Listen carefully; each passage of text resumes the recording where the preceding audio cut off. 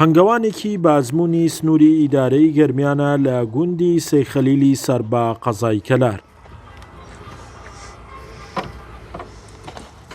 ساڵح دەیەوێت لە ڕێگەی 170 سندوقی هەنگەوە با کوالەتێکی باش هەنگگوێن بخاتە بازاڕەوە.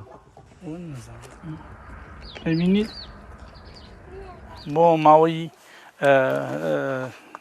14 تا 16 ساڵە بە ڕسمی خەریکی هەنگم، بەڵام 14 ساڵە گەرمیان و کوێستانەکەم خاوەنی 170 هەنگم. ئێستا ساڵانی پێش و زیاترمان هەبوو بەهۆی وشکە ساڵی و دابەزی و ڕێژەی هەنگ. ئەم هەنگەوانە برەوی بە کارەکەی داوە و لە ڕووبەری 4.2 زەوی کشت و کاڵیدا دەستی داوەتە چاندنی 4 جۆر گوڵ بۆ هەنگەکانی باناوەکانی سالیڤیا و ڕێحانە و لاڤینیدەر و زمانەگا. جۆری ئەو گوڵانەش لە جیهاندا بۆ بەرهەمی هەنگگوین پشتی پێ دەبەسترێت.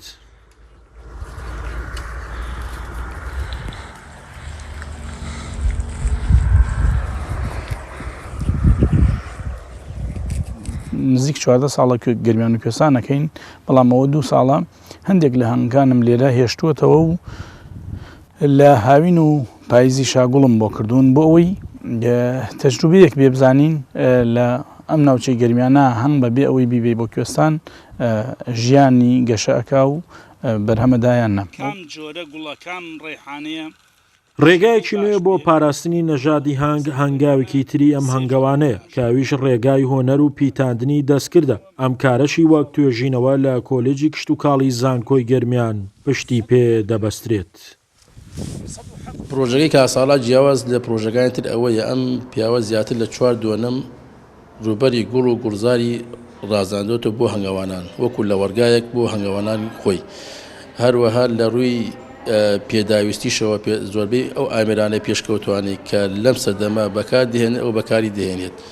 وەکو سنووری بەڕێوەبراتی گشتیشمان زۆربەی خولەکان کە لەم سنوورە ئەنجامە دەین لەمە سەدانی کاک ساڵح حەکەین لەبەرەوە ئەزموونێکی باشی هەیە و شارەزایەکی هەیە لەو بوارەیە. خەڵکانی لەم جۆرە پێویستیان بە پشتیوانیە و لێرەشەوە دەتوانرێت زۆرترین خەڵکی خاوەنکار و پرۆژەی سەرکەوتوو لە کوردستان ببینین.